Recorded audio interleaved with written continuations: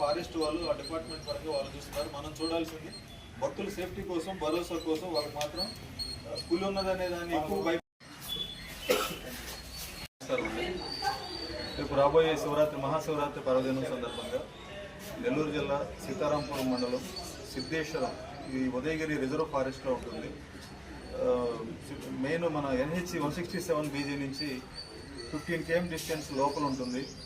ఆ క్షేత్రం దగ్గరలో ఎట్లాంటి సెల్ ఫోన్ సిగ్నల్స్ లేకుండా ఉన్నాయి.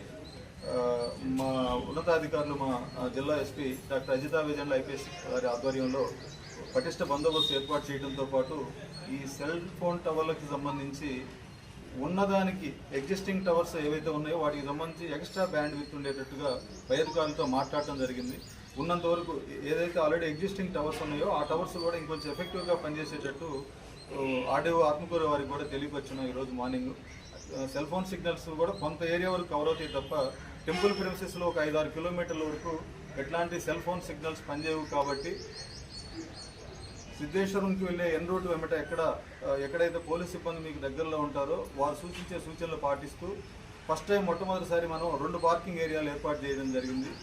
2 వీలర్ అంటే ద్విచక్ర వాహనాల మీద వచ్చే వాళ్ళకి, ఆటో వాళ్ళకి టెంపుల్కి దగ్గరలో ఒక పార్కింగ్ ఏరియా, హెవీ వెహికల్స్ అంటే కార్లు కానీ లేకపోతే టెంపోలు కానీ లారీలు కానీ మినీ బస్సులు కానీ ఇటు వరకు ఒక పార్కింగ్ ఏరియా ఏర్పాటు చేయడం జరిగింది.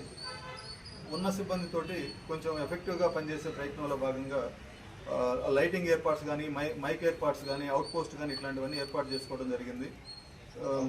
అక్కడ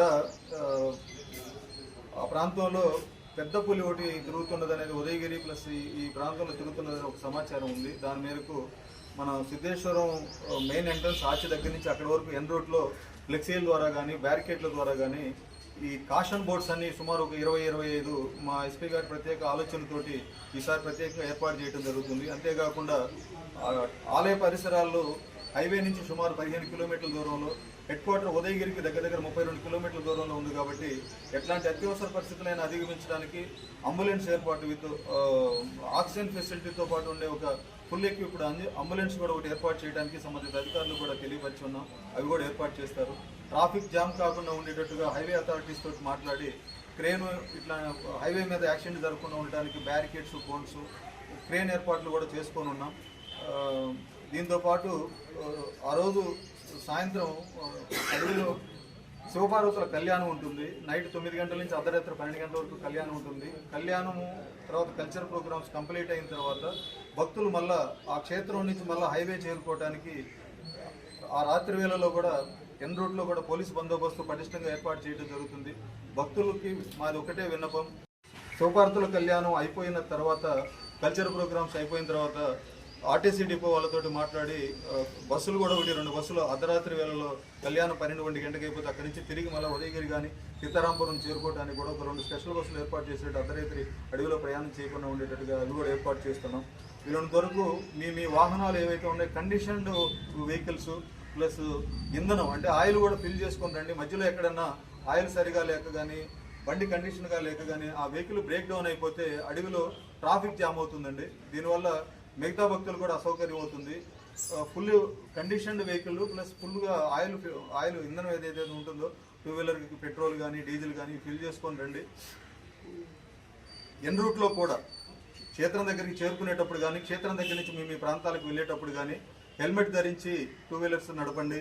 సీట్ బెల్ట్ పెట్టుకొని 4 వీలర్స్ నడిపేటట్టు జాగ్రత్తలు తీసుకొని మీరు మీ ఫ్యామిలీలతో పాటు, మీ స్నేహితులతో పాటు ప్రశాంతంగా, క్షేమంగా ఆ దేవస్థానానికి వచ్చి విజిట్ చేసుకొని మళ్ళీ క్షేమంగా మీ ఇళ్లకు చేరాలని నెల్లూరు జిల్లా పోలీస్ కోరుకుంటుంది. నమస్కారం. ఒంటరిగా తిరగద్దు. అడవిలోకి ఏదన్నా వాగుల్లో స్నానం చేద్దాం, చెరువుల్లో స్నానం చేద్దాం అన్న ఉద్దేశంతో లోపలికి ఎక్కడికి అడవిలోకి వెళ్ళొద్దు. రోడ్డు వెంబటే ఉండండి. పోలీసు వారి మూమెంట్ ఎక్కడుందో మీకు ఏదైనా అత్యవసర పరిస్థితి అయితే వాళ్ళకి తెలియచేయండి.